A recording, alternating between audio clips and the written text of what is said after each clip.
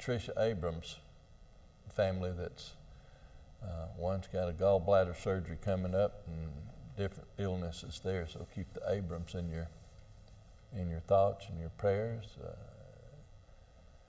I talked to, I think Brother Jeremy Day is not really 100%, hadn't been 100% since Wednesday night, but he seems to be feeling a little better, is that right?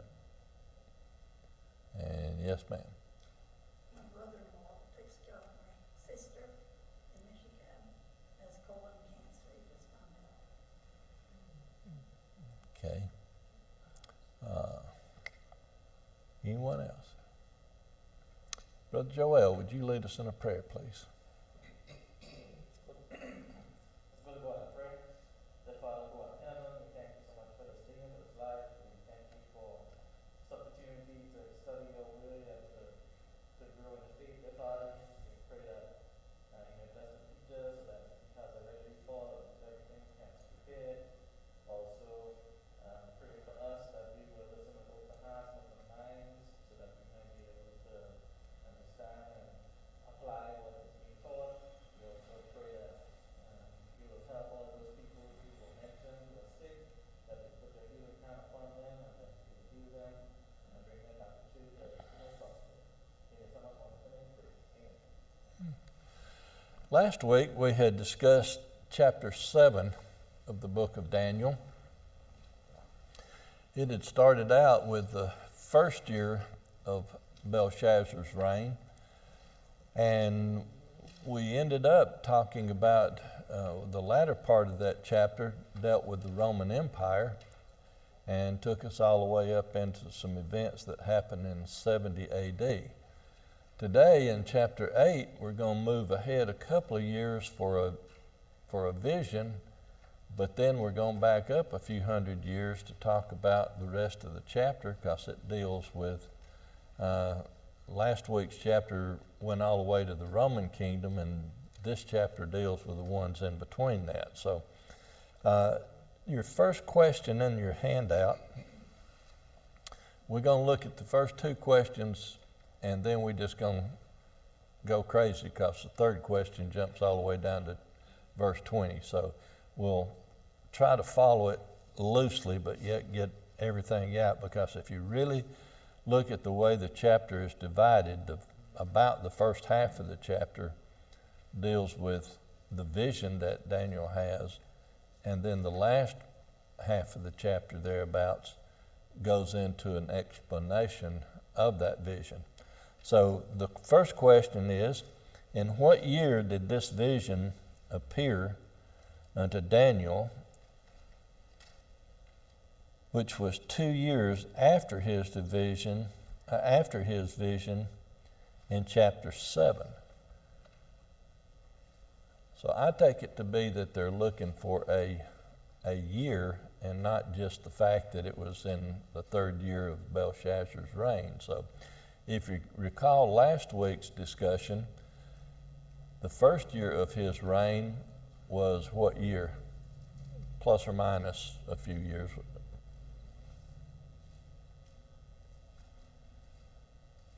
Nobody remember? Somewhere around 555 BC, and so this would put it somewhere around 552 BC, and we want to make sure that we always add a plus or minus, because there's certain things in here that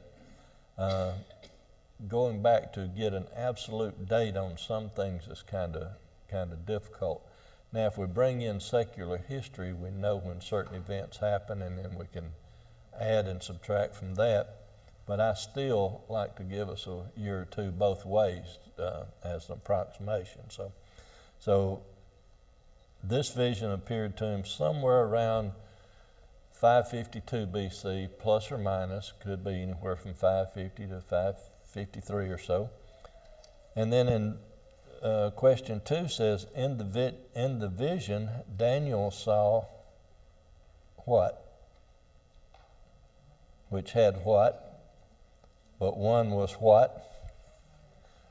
Fill in the blanks.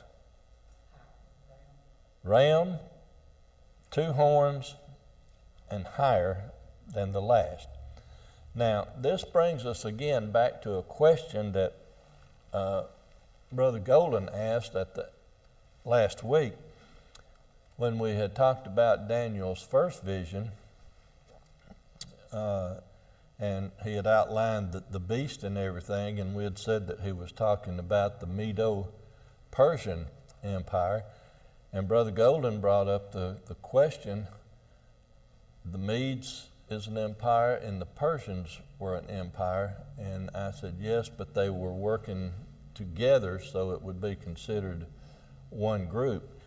Now, to go into a little bit more detail on that, and we're going to cover, we're still going to be in the Medo-Persian period as we get into this chapter.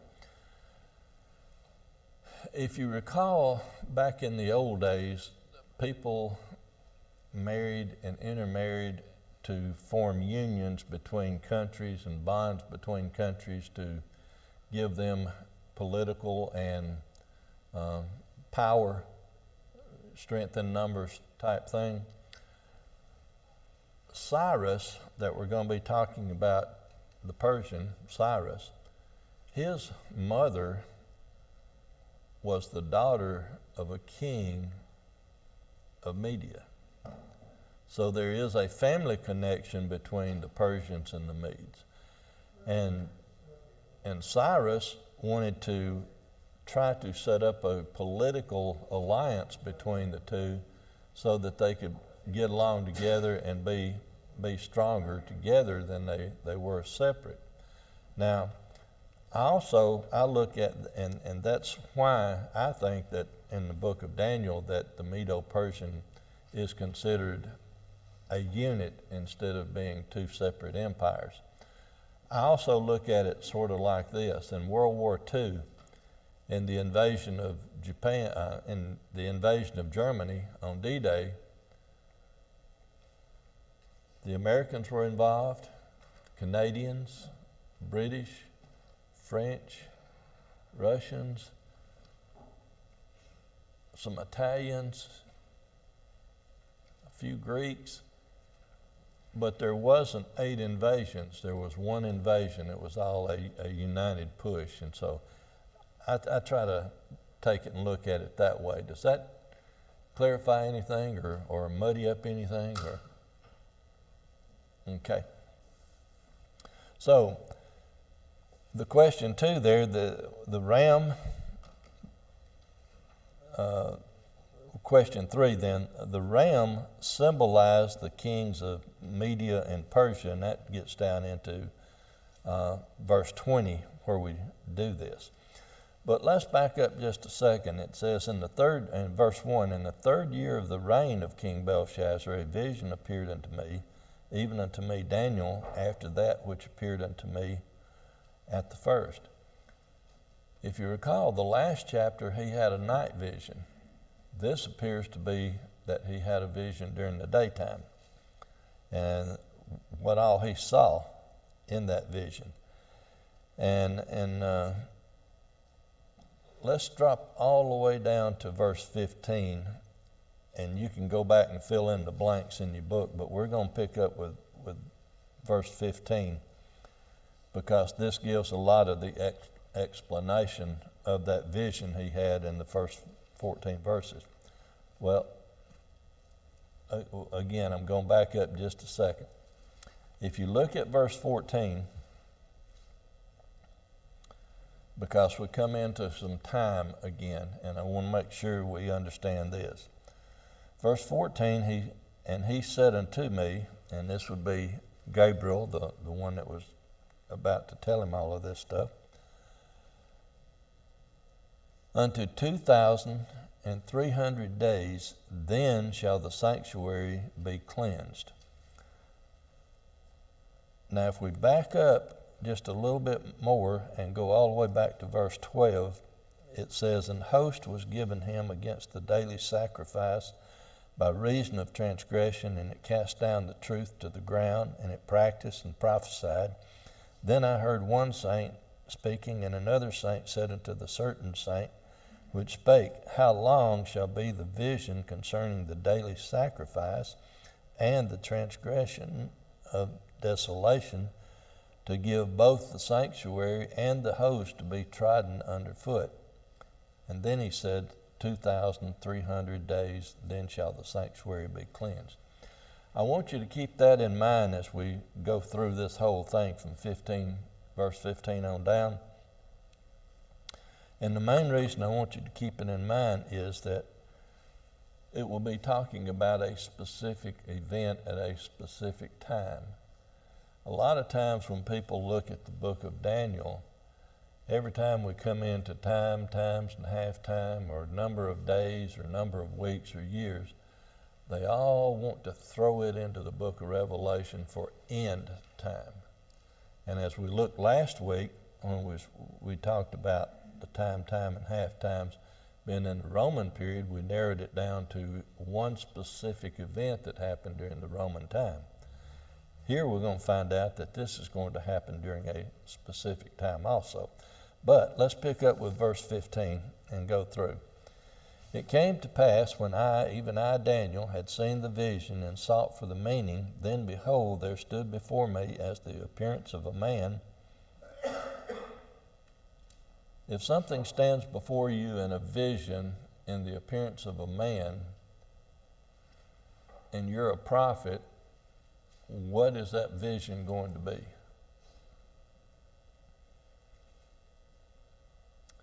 It's going to be at least a messenger from God. And I heard a man's voice between the banks of Ulai, which called and said, Gabriel, make this man to understand the vision. Gabriel is appearing before him. And who is Gabriel?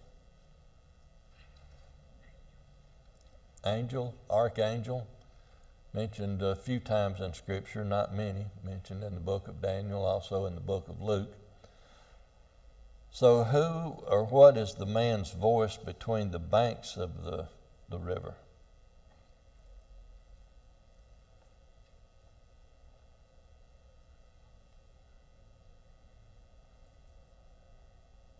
Is it the river talking? What would you think?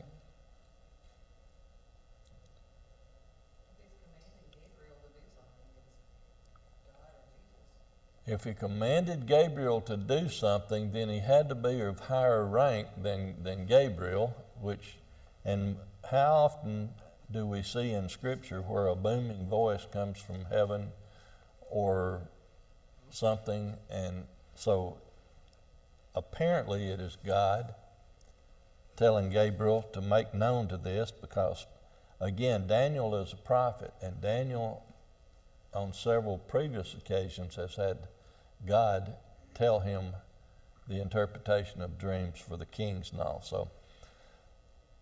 So he came near where I stood, and when he came, I was afraid and fell on my face. But he said unto me, Understand, O Son of Man, for at the time of the end shall be the vision. Again, a lot of people want to push this all the way to end times, but here we're going to be talking more specific, and we'll get to that in just a few minutes. Now, as he was speaking with me, I was in a deep sleep on my face toward the ground, but he touched me and set me upright. And he said, Behold, I will make thee know what shall be in the last end of the indignation, for at the time appointed the end shall be.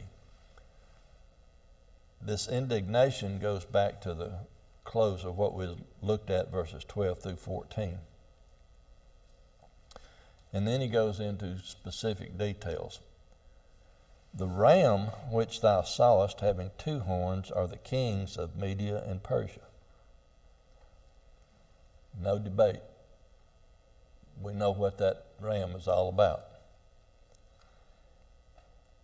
And the rough goat is the king of Grecia. And the great horn that is between his eyes is the first king. So who would this first king be? Alexander the Great. So we know that this now takes us down into the 300s, mid 330, 40, 50 BC. So we're looking about 150 years in the future on this part right here or so. But that is the first king is Alexander the Great. Now that being broken, whereas 4 stood up for it, 4 kingdoms shall stand up out of the nation, but not in power. Let's back up just a little bit, because it shows the ram that was the Medo-Persians being destroyed by the he-goat, the Greeks. When did the Medes and the Persians take over? If Belshazzar is the last king of the Babylonian Empire, and we looked at this 3 weeks ago, when did Belshazzar die? When did the Medes and the Persians take over?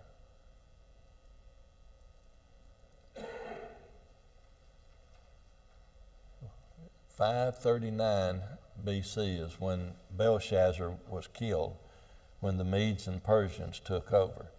So the Medes and Persians take over, and then if we go back into the vision just a little bit, when we look at the vision where the ram had 2 horns and one was higher than the other, and the higher came up last, if you recall your history, what happened was as Darius or Darius the Mede came in and was responsible for killing Belshazzar in 539, Cyrus was the king of the Persians. So even though they're working together, the Medes were the first ones into the country, but then things didn't work out really well. So Cyrus took care of the Medes, and now Cyrus is in charge of everything. If you go back about 150 years before that, when Isaiah was prophesying, what did Isaiah prophesy?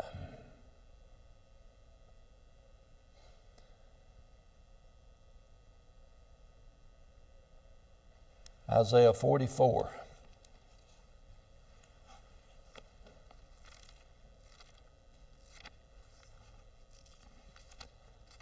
Isaiah 44, starting with verse 24. Somebody read that, please.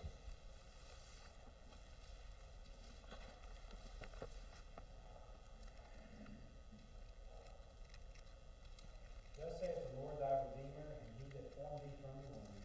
I am the Lord that maketh all things, that stretcheth forth the heavens alone, that spreadeth abroad the earth by myself, that frustrateth the tokens of the wise, and maketh the blind mad, that turneth wise men backward, and maketh their knowledge foolish, that confirmeth the word of his servant, and performeth the counsel of his messengers, that saith to Jerusalem, thou shalt be inhabited, and to the cities of Judah, ye shall be built, and I will raise up the decayed places thereof. That saith to the deep, be dry, and I will dry up thy rivers. That saith of Cyrus, he is my shepherd, and shall perform all my pleasure. Even saying to Jerusalem, thou shalt be built, and to the temple, thy foundation shall be laid. There you go. So Isaiah, approximately 140 or 50 years before the book of Daniel, called by name Cyrus, that he would take over and take care of things and restore things and put things back in order. So the Medes and the Persians came in. The Medes did away with Belshazzar. Cyrus took care of the Medes. Now Cyrus is in charge until we get down into the mid 300s, and then the rough goat, the Greek, Alexander the Great, being the first king. And then verse 22 says, now that being broken, whereas 4 stood up for it, 4 kingdoms shall stand up out of the nation, but not in his power. So when we mentioned this a little bit last week. When Alexander the Great died, his 4 generals took over. But it's a little more complicated than that, because on his deathbed, he actually set up he divided it up 7 ways.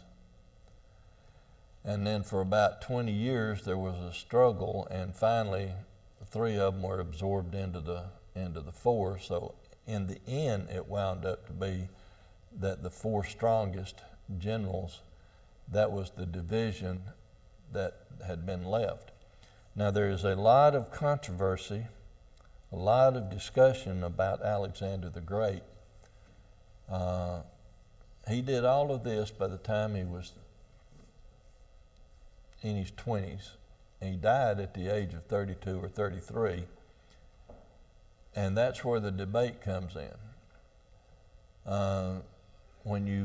If you look up and try to find out why Alexander the Great died, you will find everything from cirrhosis of the liver, an alcoholic, typhoid, malaria, poison. It goes the whole gamut from self-inflicted diseases all the way to being assassinated. So I point that out only to say nobody knows, but we do know that he definitely did not die in battle. Brother Golden. I read that when Alexander the Great had conquered the whole world, he sat down and cried because there was no one else left to come. That's a good possibility. But when he died at the age of 32 or 33, on his deathbed, he divided it up into 7. And then, like I say, over the next 20 years, there was a lot of infighting, and it wound up to be the 4 great powers, but not as great as the one power that had been there before. Verse 23 says, "And in latter time of their kingdom, when the transgressors are come to the full, a king of fierce countenance and understanding dark sentences shall stand up. And his power shall be mighty, but not by his own power, and he shall destroy wonderfully, and shall prosper and practice, and shall destroy the mighty and holy people." We're moving a few more years now. We're down into about 160 or so AD. Who would be this king at this time? Who would be that fierce king that would destroy wonderfully? I think I heard it. Epiphanes. If that's how you say his first name, I haven't figured that out yet. Antiochus the 4th, Epiphanes. Now he's the 4th because he's the son of Antioch. That wasn't his name. He assumed that name when he took over reign. But down through this line, and the Jews, Epiphanes, and I can't remember exactly how it's spelled. It starts Epiphanes or something like that. But the Jews changed the spelling of his name from EPIP, whatever, to EPIM with the remainder. And that one change meant that they referred to him as the madman. That change of spelling, he could now be referred to as madman. Now, what did he do that would cause him to be so terrible? We need to read one more verse first. "And through his policy also he shall cause craft to prosper in his hand, and he shall magnify himself in his heart, and by peace shall destroy many. He shall also stand up against the prince of princes, but he shall be broken without hand." So what did he do that was so bad? I'm sorry? The worst thing? He's the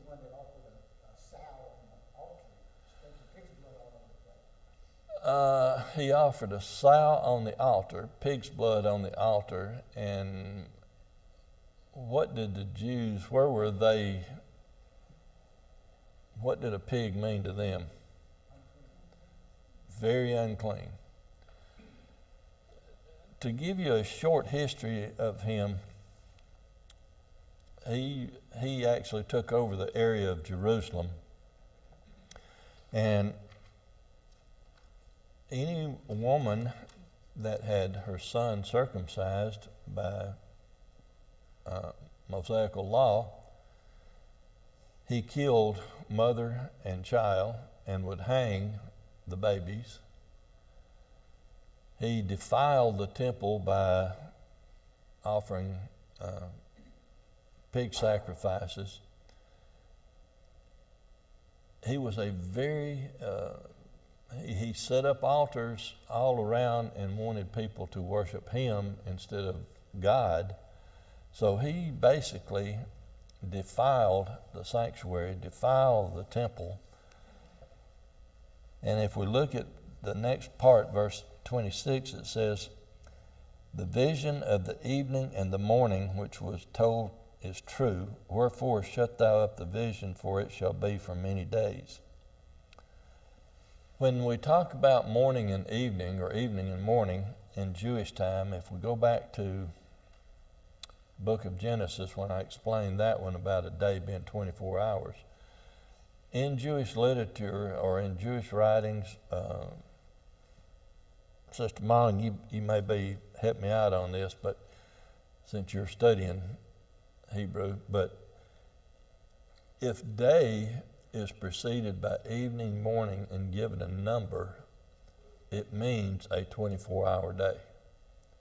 So if we look at that as being here, and we're talking about the morning and the evening, that's the 24-hour day part. He's going to shut up the vision, for that vision's going to be many days down the road.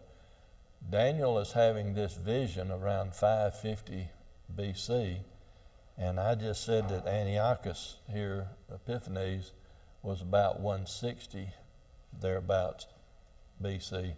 So you can tell there's many days in there that Daniel has to shut this up and not let it be known. Now, if we go back to verse 14, where it said unto 2,300 days, then shall the sanctuary be cleansed. And we're tying these together because Epiphanes has to get out of the way before it's tied together. How long is 2,300 days? Sorry? Just over 6 years. Somewhere in the neighborhood of 6 1/3 years. How long had Epiphanes been in charge of Jerusalem and caused things to, the sanctuary to be defiled and everything wrong happen? About 6 1/3 years. And then he was taken out of the way. Anybody know how he died? He died an excruciating, horrible death.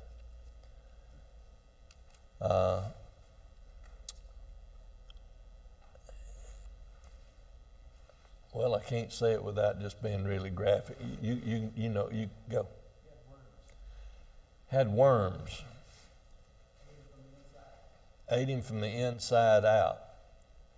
Also, he had taken a fall off of his chariot and was, if any of you have ever had a hard fall, you know how sore and stiff and hurting all over you are. But he was basically eaten alive from inside out and the stench was so bad that people didn't even want to be around him. So,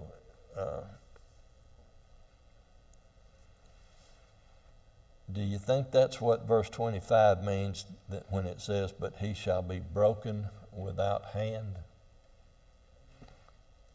If something is broken without hand, how is that accomplished? A little divine intervention. God had a hand in taking care of it. And then it said, and I, Daniel, fainted and was sick certain days. Afterward I rose up and did the king's business, and I was astonished at the vision, but none understood it. Now, this brings up a really big question. We are in Belshazzar's third year of reign.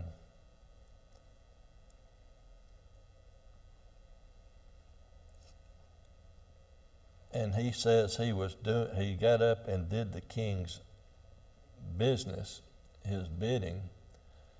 And will be generous. This is 550 BC. He dies in 539 BC, which is about 11 years later. But what happened when he was about to die? When he called for Daniel to come in and interpret how did he know to call Daniel? His mom or the queen, the queen mother told him. How come Belshazzar didn't know about Daniel, that had to have the queen mother tell him about him, when 11 years before Daniel says that he was doing the king's business?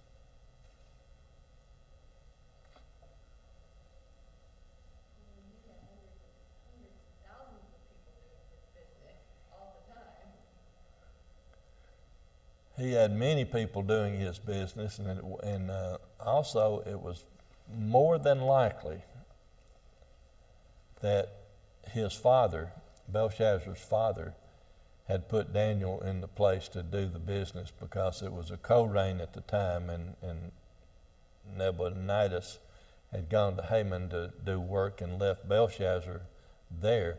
So it's very possible that Belshazzar had not been the one to assign him that job of doing the king's business, so had no interaction with him. So when some people try to point out all the discrepancies in the Bible, if you just sit back and look at things on a whole and put your timeline together and look at it, it really all falls into place. There is no real mystery here. There is no contradiction. So, questions, comments? I've been rattling and jumping from here and yonder and around. So, yes, sir. Some people say about the Old Testament, New Testament, and the intertestament period, they say, well, there was no word from God during the intertestament. But right here is what we're talking about, that period right now. Right here is that period you're talking about, absolutely. Because the Medes and the it's all done in prophecy form. There is no revelation. Right. But it's all right here as to what's going to take place. And when we're getting down into the 160s, when Greece has already taken over, Alexander the Great's out of the way, the Greeks are running things, it's not going to be very long before about another 100 years is when Pompey comes up and really gets things going for Rome. That all started about 60 BC. So everything is starting to collapse in time to get to the New Testament. But during this intertestament period, as Brother Day said, there is a message, there is word, there's things going on that let us know what was going to happen. Very good. Anything else? Brother Golden.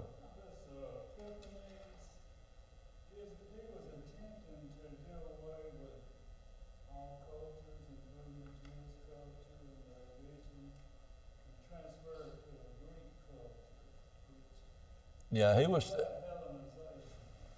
was trying to destroy the Jews, and that's why, to me anyway, that's why back up in verse 14 it says, "Then shall the sanctuary be cleansed." So after he does his thing for 6 1/3 years, he's out of the way, and now the temple's cleansed and gets back on track.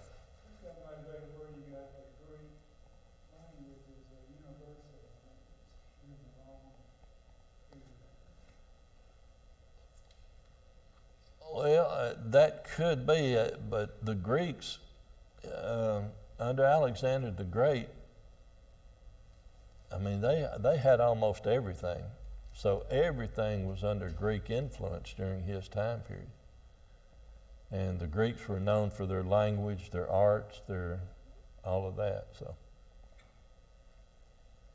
yes, sir. It's interesting that even though how great and large and big these nations or even the people who run them are, there's always coming back to little Jerusalem. Everything seems, what are we going to do about it? How do we keep it under control? How do we destroy it, I guess? Well, since you mentioned that, I've got a question for you.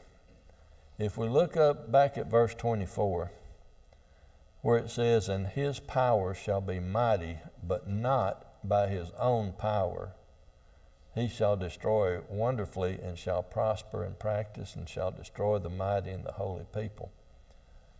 We know that God is in charge of everything. Is he here an instrument of God? If he's not doing it by his own power, he's being at least allowed to do it by God.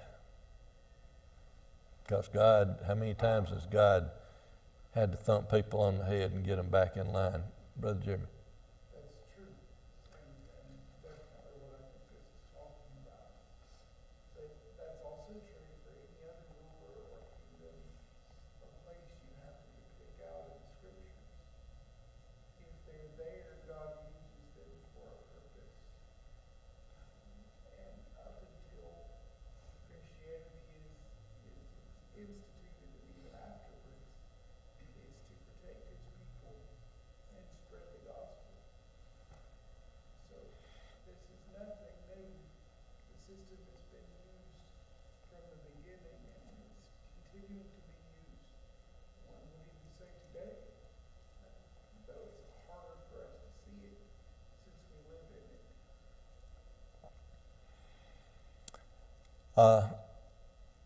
This to me was a fairly easy chapter because, like I say, the last half of the chapter explains the first half of the chapter, lets you know everything that's going on and taking place. And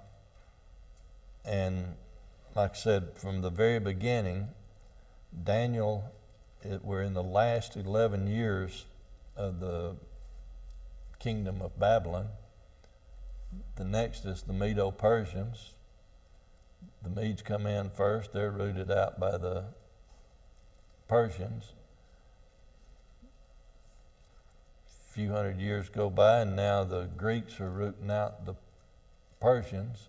Alexander the Great, he dies. Things are divided up down through the lineages. Now we have Antiochus IV, better known as Epiphanes, take over. Does his best to destroy the Jewish religion, the Jewish people, the temples, sets up his own all over the land. Then he gets very sick and dies. And then Daniel fainted, and he put everything together and held back for a few years. And when it says that he was sick a certain days, what does certain days mean? And Daniel fainted and was sick certain days. Short period of time, long period of time. New King James would have the word, instead of certain days, I believe the New King James uses some days. Pardon? Sick 4 days. Sick for days, sick some days. So again, we don't know the period of time, but apparently it was more than a day.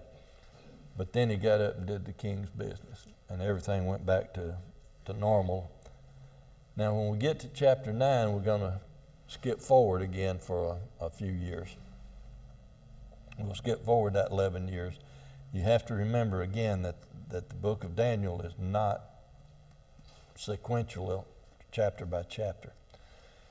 One other thing that Brother Golden had mentioned to me after class last week was that we hadn't discussed the period of time in Rome where the influence was there to try to destroy the church or change the laws and the rules and things like that. And I told him we wasn't there yet because, that takes on something different after 70 AD. But if you look back, as soon as the Romans took over and allowed the Jews to have certain rights and rules, what did the Romans do that changed Mosaical law?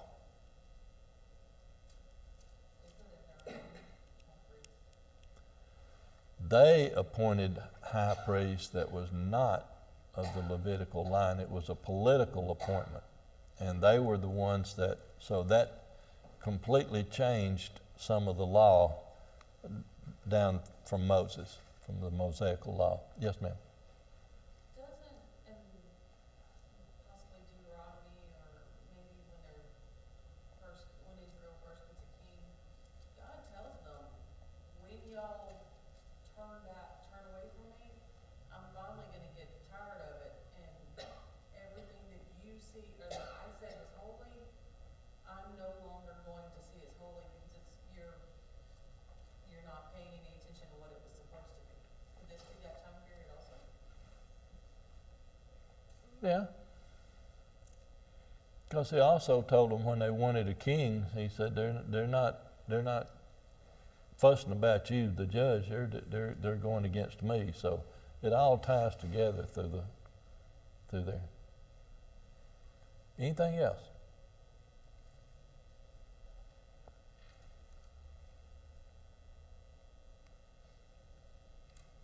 We got 2 minutes. Who can tell me in 30 seconds what they've learned about Daniel in the first 8 chapters?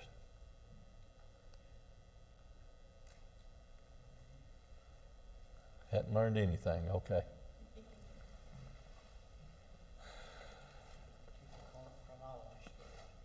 Keep the chronology straight.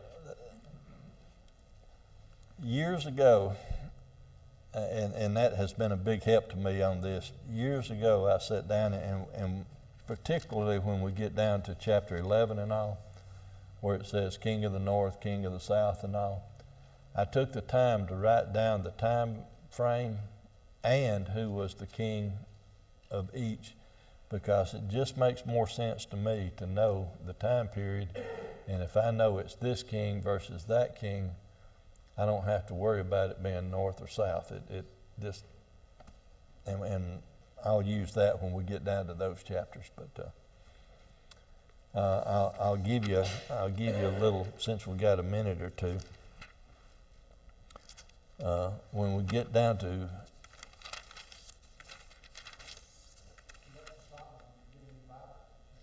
yeah, I know I'm totally blank here, but my other one.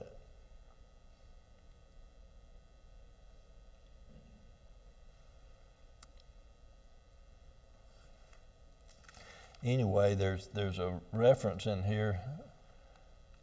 It says, "For the king's daughter of the south shall come to the king of the north to make an agreement, but she shall not retain the power of the arm, neither shall he stand, nor his arm, but she shall be given up. And they that brought her, and he that begat her, and he that strengthened her in these times." I'll give you a little hint so you can do the research on it. Her name was Cleopatra.